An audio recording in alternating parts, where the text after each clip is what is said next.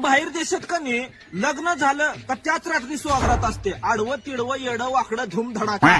पण आपल्या देशात लग्न झालं का नाही 4 म्हाताऱ्या नुसतं ध्यान ठेवायला राहते, ही कडू हिच्या जवळ जाते का, एक होऊ द्यायचं नाही.